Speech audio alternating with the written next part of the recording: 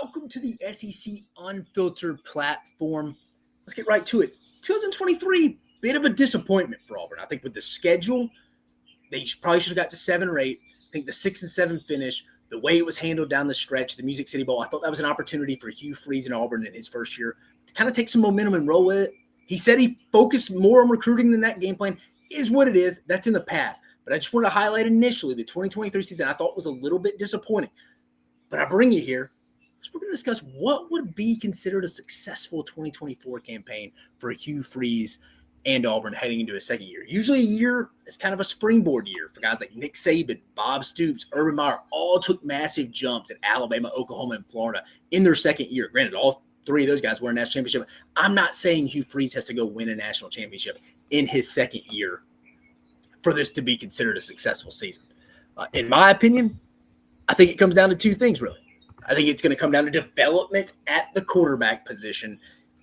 First of all, if Hugh Freeze is really taking over the offense here, if he's really taking over the offense, his fingerprints are going to be on it. Because from people I talked to, Philip Montgomery, the OC from last year, it was his offense. It was his terminology. He ran the meetings. Hugh Freeze didn't have as much say as people said. You could tell some of Hugh Freeze's press conferences last year, he was a little frustrated about that. You could sense that. But from talking to people in there that I trust and know, sounds like it's Hugh Freeze. It's his terminology. They're rolling with everything he's got. He brought in a guy he's used to, comfortable with, Derek Nix, wide receivers coach from Ole Miss, that was with Hugh Freeze at Ole Miss.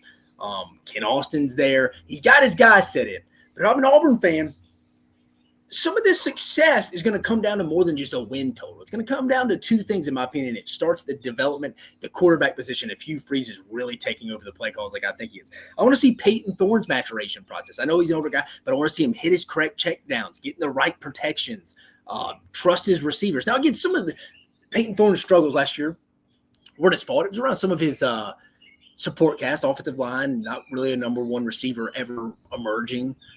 But I want to see him take that next step, go through the progressions of Hugh Freeze's system. And when Hugh Freeze has had his hands on these quarterbacks, even go back to Ole Miss, Bo Wallace, Chad Kelly, at Liberty, Malik Willis, guys like that, he's had success within his own system doing that. He's one of the better play callers in the country when it's actually him play calling. That's why I believe it wasn't him last year. And I think this year he understands that. I feel like he just couldn't get he wanted to be that CEO GM. It was trying to get the roster right because he knew it wasn't right. No offense to Gus Malzahn or Brian Harsin, but they didn't get the high-end roster that it takes to go win an SEC championship. So how does Peyton Thorne look? How does Holden Gerner look? How does Hank Brown? And how does true freshman Walker White coming in from Arkansas look? I want to see those guys get better through through the summer, through fall camp, throughout the season. The development of the quarterback position, if Hugh Freeze is really taking over, will be something, if I'm an Auburn fan, I'm keeping my eye on.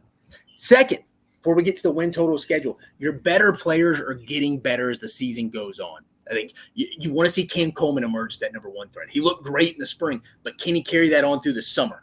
DeMarcus Riddick, linebacker from Chilton County. I want to see him get better. It may be a struggle early, especially at the linebacker position in the SEC. Because you're taking on some pulling guards. It can be tough. But let's see what he looks like in late October, November. Jamante Waller, an edge they flipped from Florida late from Picayune, Mississippi. How's he looking? I mean, living on the edge a little bit in the SEC against these tackles. It'll be interesting, but let's see how he looks. Let's see if he gets better.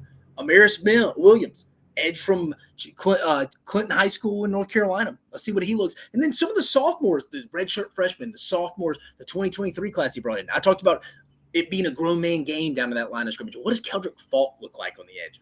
Kaden Lee, the corner, what does he look like? Is he getting better? Connor Liu, who was an all-freshman offensive line center last year, he's got to take that next step. This is where, if I'm an Auburn fan, besides the quarterback development, I want to see some of our better players take that next step in the maturation process. They don't have to be the best players at their position in the league or anything. Let's just see them get better. Because anyone you talk to at Auburn, anyone who's been in that building during the spring, has seen guys walk around like, yeah, that's our people have been like, oh, who is that guy? Man, he looks like a real – oh, yeah, that's one of our new freshmen we signed. Man, who is that guy? Oh, that's Jamante Waller, edge from Picayune, Mississippi. All their physically developed, better-looking prospects across the board. And just overall players in general, better players in general, are all the young guys that Hugh Freeze has brought in. And that's a credit to what he's done from a recruiting side. I mean, I mentioned it. When Hugh Freeze was hired at Auburn, he was the biggest threat to Nick Saban's Alabama from a recruiting standpoint that Auburn had since Nick Saban had been in Alabama. So we all knew Hugh Freeze was going to come in swinging from a recruiting standpoint. But let's see these guys you brought in, the better players, develop throughout the year. Now, getting to the schedule. Let me share it for you on here. I think this is a pretty manageable schedule, in my opinion, if you're an Auburn fan. Pretty manageable schedule, in my opinion. First 5 are at home. You don't leave Auburn. You don't leave the state of Alabama. You don't cross state lines until October 5th, your trip to Athens. They open up with Alabama A&M at home. Cal returns that trip in a very ugly, low-scoring game last year. New Mexico at home, not New Mexico State. Arkansas, conference opener, and then Oklahoma, the next conference game at home before they head to Georgia. Let's do a little best case, worst case scenario. Let's go starting with the worst case. Say they go 4-1 there. I think 3-2. I don't say 4-1 is probably worse. Loss to Georgia, at Missouri loss, at Kentucky loss. Just say hypothetically, all 3 of those are losses. Fourth win comes against Vanderbilt. 5th win, Texas A&M. Yeah, all right, they're not losing all 3. We're going to give them Kentucky. All right, so they're 4-1 heading into Athens, loss, at Missouri loss. They'll beat Kentucky. Let's give them that. That would be what? It'd be 4, it'd be 5, 6. I don't know. Look at this. The floor looks like 6 to me. If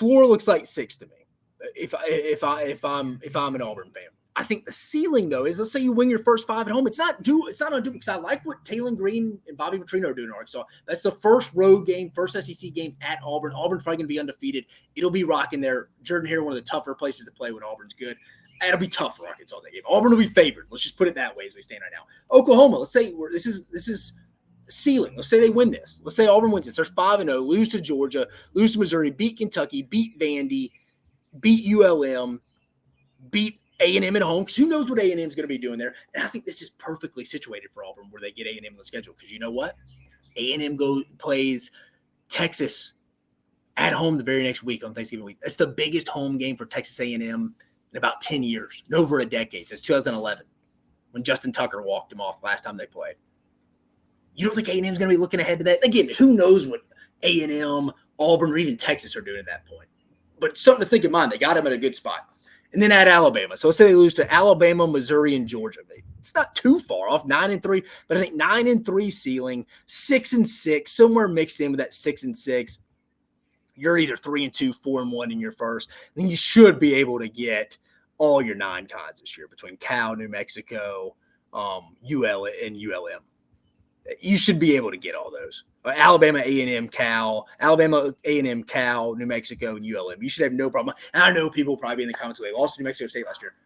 They should get all 4 of those. So if I'm an Auburn fan, realistically, we're talking what is a realistic season for Auburn heading – what would be considered a realistic, successful season for Auburn in 2024?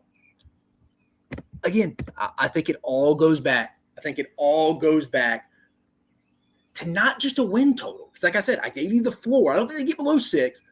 I don't think they really get above 9 either. That's kind of a big at 6, 7, 8, 9. You could go anywhere. Probably that closer at 7, 8 range. But I think it depends how that 7, 8 looks.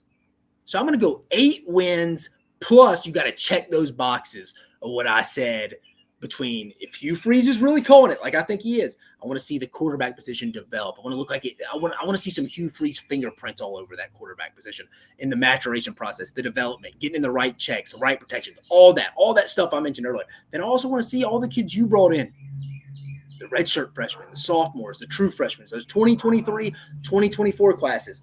I want to see those guys develop and get better towards the end of October, November. That's when you know you got a good coaching staff, is when your young guys that you brought in that fit your system are developing. They're getting better. They're not making the same mistakes they made in August during fall game, or even in the month of September, your first 4 or 5 games. I want to see, if I'm Auburn, that's something I'm keeping an eye on. Because, again, like I said at the beginning, Auburn's an interesting case study. It's not necessarily just a win total. Because I don't see Auburn taking that springboard season this year. And again, some of it's not Hugh Freeze's fault. And I know you can fix your roster quicker than ever with the transfer portal, but there wasn't a lot of high-end talent left over from Gus Malzahn, who's still got to be in this conversation, and then Brian Harsin. He was only there 2 years, but didn't bring a lot of high-end talent either. So Hugh Freeze didn't inherit that much talent. Had to do it himself. I think his first year, he just didn't know how to handle, whether it be recruiting GM, CEO, or, hey, let me go back to what I do best. Call plays and develop quarterbacks. If I'm talking to people there I trust, he's back in his swing of things. That's best Hugh. That's when Hugh's at his best, is when he's dialing up the offense, developing the quarterback position. If I'm Auburn fans, I'll be excited from hearing about that. But again, I want to see some of my young guys develop. And if he gets 8 wins, I think that's a successful season in 2024 for Auburn.